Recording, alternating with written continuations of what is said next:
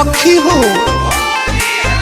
के टाइट डालता के ढील डालता है पटेल जी के लइका मोबिल डालता है पटेल जी के लइका मोबिल डालता तके कुरावा में हमारा के फील डालता है पटेल जी के लइका मोबिल डालता है पटेल जी के लइका मोबिल डालता।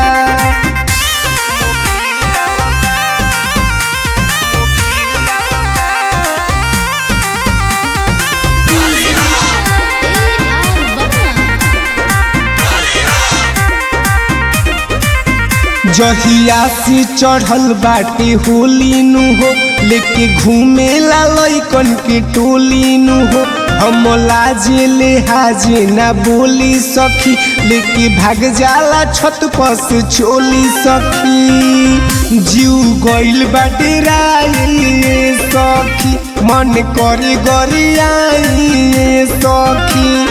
नई खन भतार घर सील डालता है पटेल जी के लइका मोबिल डालता है पटेल जी के लइका मोबिल डालता है पटेल जी के लइका मोबिल डालता।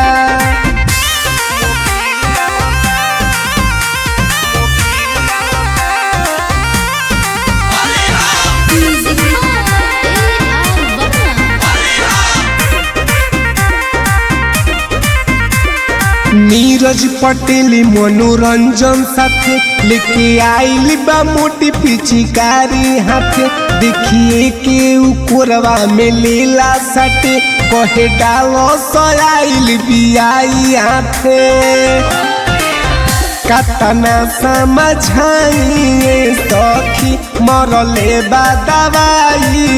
सखी